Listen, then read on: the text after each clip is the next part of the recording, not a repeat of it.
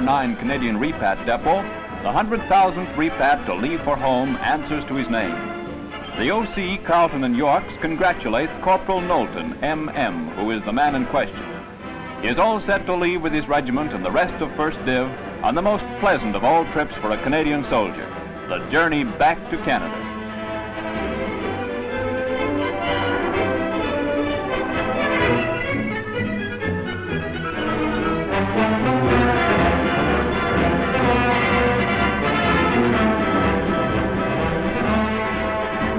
The New Amsterdam is one of the ships which is taking a large group of the Red Patch boys on the Atlantic crossing.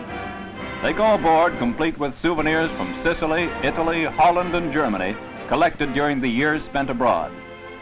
Loading all through the night speeds the departure.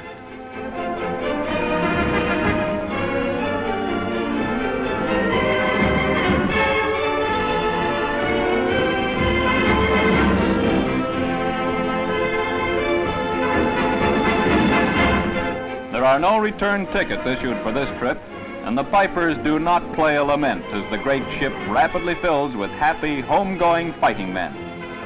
To hasten the whole of 1st Div on its way, another large liner, the Ile de France, carries another 9,000. With the experience of many ship loadings behind them, the lads stow themselves and their gear aboard in record time.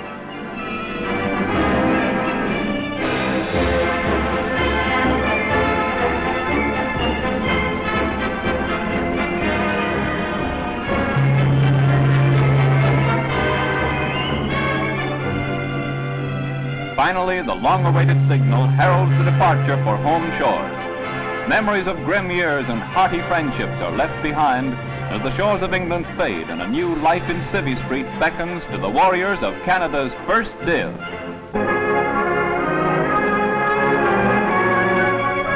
Now it can be told that Canada was bombed from the skies. Many points in the Dominion and the United States were under fire from Japanese balloon bombs. Released in Japan and carried by stratospheric wind currents, already some 250 have been located, and search parties are still looking for others. Interservice Bomb Disposal Units, immediately formed, locate and dispose of the weapons designed to threaten our great forests with incendiary fires.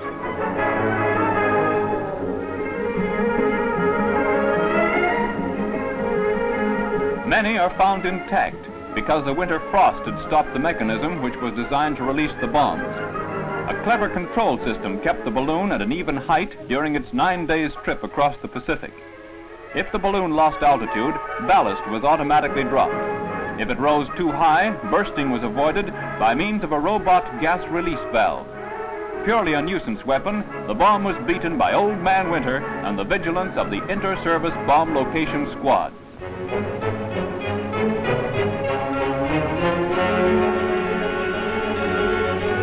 Canadian scientists arrive in Germany to probe into the developments and production methods employed in the large German war factories.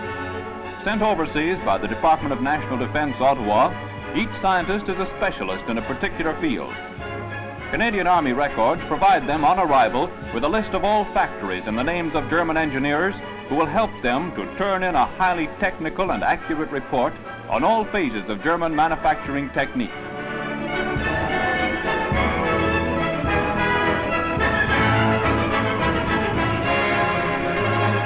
One of the first plants to be visited is the damaged factory of the IG Farben industry, the largest combine in the country. Here, investigation into the chemical branch of the industry is conducted by Dr. Paul Larose of the National Research Council, Ottawa.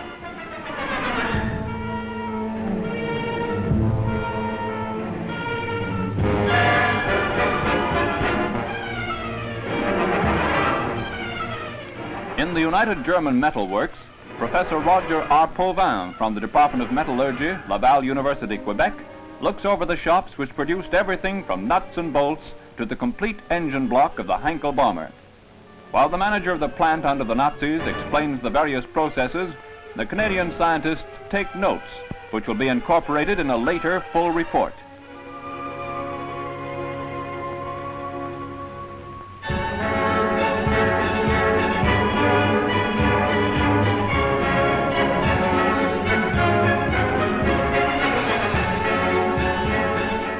A 15,000-ton press, the largest in the world, was used for pressing out airplane propellers.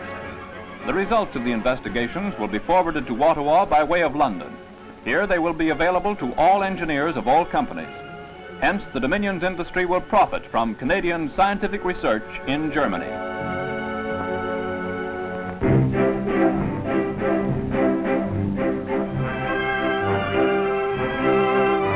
The town hall at Hilversum, Holland, has been turned into a school for home planning.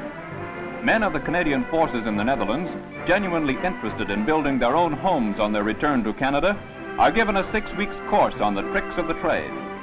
Conceived on the drafting board, scale models are built of the home of their choice. Building experts give them the benefit of their planning experience. The approximate cost of construction of the various types of homes is worked out. Every little detail is built to exact scale so that the whole plan can be put into operation on the return home.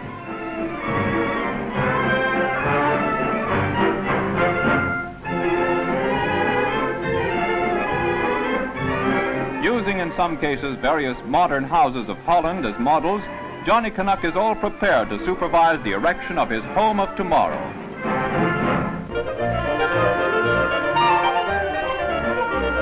It's batter up in the sports grounds at Borden, Hampshire for the final game for the softball championships of the Canadian Army in the United Kingdom. 2 CGRU go into the final tussle with a 1-game lead over 10 Repat Depot. Early in the game, they show the Repats just hot and off the apple all over the lot. Despite some good hurling by the 10 Repat batteries, there's no holding the RU boys when they start connecting with the old groove. Round and round they go, and where they stop, the rooters from 10 Repat look mighty unhappy. The final series consists of 3 games. 10 Repat won the first, 6-1. 2 CGRU took the second to the tune of 3-2. The team winning the series will go to the continent to play for the Canadian Army Championship.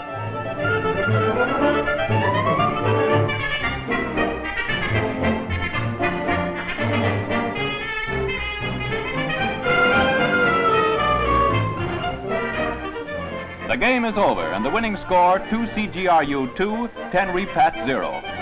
Brigadier Sutty presents the prizes to the new softball champs of the UK, 2 CGRU.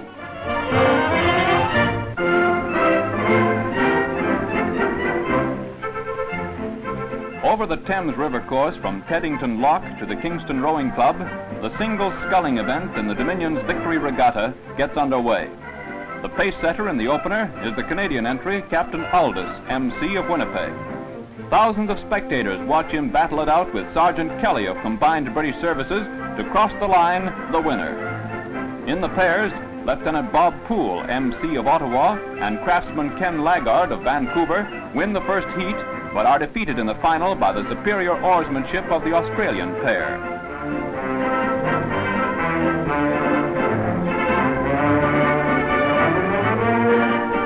The big event of the day is the eights. Crews from Canada, Australia, and Great Britain prepare to fight it out all the way. Under a driving, continuous rain, the mighty oarsmen of 3 nations fight the Thames flood as they pull towards the finish line at Kingston.